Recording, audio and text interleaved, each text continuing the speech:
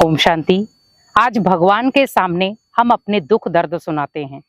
कई बार हम सोचते हैं भगवान हमारे उन दुख दर्दों को कैसे सुनेगा, कब सुनेगा, उसका निवारण कब देगा।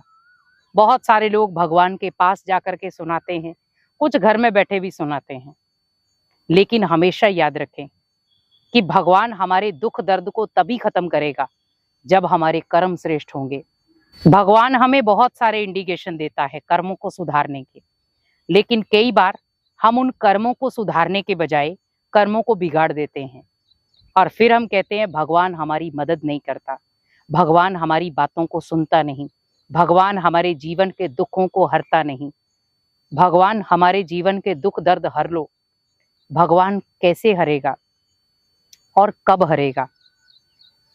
क्योंकि जब हम कर्मों को श्रेष्ठ बनाने की तैयारी करेंगे, आज आप देखें हमारे कर्म कैसे हैं। एक दूसरे को दुख देना, एक दूसरे को पीड़ा देना, क्योंकि ये भी पाप में गिना जाता है। जब आप किसी को दुख देते हो, किसी को पीड़ा देते हो, तो वो भी एक पाप ही है। लेकिन आप सोचिए, कई बार हम सूक्ष्म पाप भी कर जाते हैं। किसी को हम मनसा में संकल्प नेगेटिव देते हैं, तो आप सोचिए वो भी पाप के खाते में आया। हम कई बार सूक्ष्म रूप में भी बहुत सारे पाप कमा कर जाते हैं, लेकिन उस पाप का कभी अंत नहीं कर पाते। हमें अगर चाहिए कि भगवान भी हमारे दुखों को हर ले, तो जो भगवान ने मुझे कार्य सौंपे हैं या जो भगवान ने मुझे करने के लिए कहा है, क्या मैं कर रहा हूं? भगवान ने मुझे कहा अनेक आत्माओं का सहयोगी बन जाओ, क्या मैं बन रहा हूं? भगवान ने कहा बच्चे अनेक आत्माओं के चेहरे पर खुशियां लाओ, क्या मैं ला रहा हूं? भगवान ने कहा अनेक आत्माओं को दुआओं से सजा दो, क्या मैं दे रहा हूं? भगवान ने कहा बच्चे दान करो पर श्रेष्ठ कर्मों का, क्या मैं कर रहा हूं? मुझे जो भगवान कह रहा है, अगर मैं वही नहीं कर रहा, तो आप सोचिए भगवान मेरी मदद कैसे करेगा, भगवान मेरे दुखों को कैसे खत्म करेगा। जब मैं वो कर ही नहीं रहा, तो भगवान मेरे दुखों को कैसे खत्म करेगा? तो भगवान हमारे दुखों को कैसे हरेगा? क्योंकि भगवान भी हमारे दुखों को तब हरता है जब आप अनेक आत्माओं को सुख देते हैं। आपने किसी को जीवन भर सुख दिया ही नहीं और बदले में आप सोच रहे हैं कि भगवान मुझे सुख दे। आपने जीवन भर किसी को शांति दी नहीं और बदले में आप सोच रहे हैं भगवान मुझे शांति दे। कैसे होगा? प्रयास हमें करना पड़ेगा, मेहनत हमें करनी पड़ेगी, तब प्राप्ति भगवान कराएगा।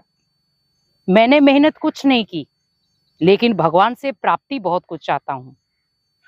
भगवान हमें सब कुछ देने के लिए तैयार है, लेकिन कुछ मेहनत मुझे भी करनी है, कुछ प्रयास मुझे भी करने हैं। आज हम दान पुण्य भी करते हैं, लेकिन उसमें भी स्वार्थ भावना जोड़ देते हैं। मैंने इतना किया, मैं इतना कर सकता हूं, मैं उससे ज्यादा कर सकता हूं। कई बार हम दूसरे को नीचा गिराने के लिए भी हम दान पुण्य करते हैं। आप सोचिए हमारी भावना कैसी हो गई। भगवान ने मुझे वो सब चीजें दी और हम भगवान को ही दे नहीं पा रहे, उसके लिए हमारे हाथ बंध जाते हैं। अभी आप सोचो, हम अगर मान लो अपने बच्चे या बच्चियों की शादी करते हैं, कितने पैसे लगाते हैं? कई बार लाखों और करोड़ों भी लग जाते हैं। लेकिन जब वही बच्चे हमारे काम नहीं आते, हम खुद को कोसते हैं कि हमें इतने लगाने नहीं चाहिए थी। अगर मैं थोड़ा सा सेविंग कर लेता, तो शायद आज मैं अपने आप को इस जगह खड़ा महसूस ना करता।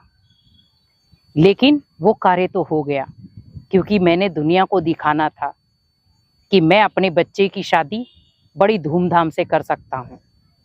और उस बच्चे ने उसके बाद अपने ही माता पिता का हाथ छोड़ दिया। आप सोचिए, आपने जिसको सहारा माना, उसी ने बेसहारा किया। क्या कहेंगे वहां? कौन है आपका सहारा? आपने पहले सोचा मेरे बच्चे मेरा सहारा है, लेकिन उन बच्चों ने जब आपका सहारा छोड़ा, हाथ छोड़ा, तो आपने सहारा किसको बनाया? भगवान को। तो भगवान यही कह रहा है, सहारा भले सबको बनाओ, पर एक अंतिम सहारा भगवान को जरूर रखो। इसीलिए भगवान को पालनहारा कहा जाता है, क्योंकि भगवान हमारी पालना करता है, यही उसका सबसे बड़ा सहारा है।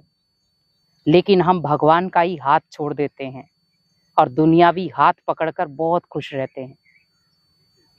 आप सोचिए, वो दुनियावी हाथ कुछ समय का साथी है, लेकिन जो भगवान का हाथ और साथ है वो सदा काल का साथी है। तो जब भी आप भगवान के घर में जाते हैं, आप अपनी सारी मन की बातें उसे सुनाओ, भले वो दुख की हो, भले वो अशांति की हो, लेकिन आपके अंदर जितना भी दुख दर्द है आपने सब उसे बता दिया। अब आप उसके निर्णय का वेट करो। भगवान ये नहीं है कि आपकी एक दिन में पुकार सुन लेगा, पहले वो भी आपको जज करेगा कि अगर मैं इसे खुशियां दे दूं, इसे मैं सुख दे दूं, तो क्या ये दूसरों को दुख तो नहीं देगा। आज कई बार हमारे पास अचानक इतने सारे ढेर पैसे आ जाते हैं, हम उस समय पहले हम वो नॉर्मल थे और फिर अब नॉर्मल होना शुरू हो जाते हैं। हमेशा याद रखें, धन दौलत कुछ समय का मेहमान है, लेकिन जो भगवान से प्राप्ति हुई वो सदा काल की है। भगवान जो मुझे शक्तियां दे रहा है या प्राप्तियां करा रहा है, वो सदा काल की तब बन सकती हैं जब आप उसको अमल में लाएं। जीवन में दुख दर्द है, हम भगवान के पास गए, लेकिन आप ये सोचो कि जब मेरे जीवन में सुख शांति है, मुझे तब भी उसका हाथ पकड़ना है। हम ओनली करते क्या है, भगवान हमारी क्यों नहीं सुनता? क्योंकि हम ओनली दुख दर्द में उसके पास जाते हैं। जब सुख शांति होती है तब हम कहते हैं मेरे पास फुर्सत ही नहीं है। आखिर क्यों? हम ऐसे इंसान बन क्यों गए? जो हमारा सबसे श्रेष्ठ सहारा था उसी को हमने छोड़ दिया, और जब दुख शांति आई, दुख दर्द आया तो पकड़ लिया। हमें हमेशा भगवान को पकड़ कर रखना है, अपने साथ बांध कर रखना है, बुद्धि की डोर उसके साथ बांध कर रखनी है, तो हमें कभी दुख दर्द होगा ही नहीं। तो भगवान भी आपके दुख दर्द तब खत्म करता है जब आप अनेक आत्माओं के जीवन में सुख शांति लाते हैं। आपने अनेक आत्माओं के जीवन में सुख शांति खुशियां भर दी, भगवान आपकी झोली भी उन्हीं 3 चीजों से भरेगा। आपने अगर किसी के जीवन के दुख खत्म किए, भगवान आपके दुख खत्म करने के लिए तैयार हो जाएगा। आपने अगर किसी का दर्द खत्म किया, भगवान आपके दर्द पर मलहम लगाने आ जाएगा। लेकिन कोशिश आपको करनी है। कहते ना, प्रयास करने से हर मंजिल हासिल होती है, लेकिन हमने कोई प्रयास किया ही नहीं और हम सोचे मंजिल चल के आ जाए, पॉसिबल नहीं है। तो अगर दुख दर्द आपको खत्म करने हैं तो उसके लिए आप ये हमेशा याद रखें, मुझे सभी के दुख दर्द खत्म करने हैं, सुख देना है, सभी को शांति देनी है, सभी को प्यार देना है, सबको सम्मान देना है। तो दुख अशांति या दुख दर्द कब खत्म हो जाएगा आपको पता भी नहीं चलेगा। इसीलिए जीवन में हमेशा याद रखें, दुख दर्द भगवान आपका तब खत्म करेगा जब आप अनेक आत्माओं के जीवन में खुशियां शांति सुख देंगे, तो बदले में भगवान भी आपको वही चीजें लौट कर देगा। ओम शांति।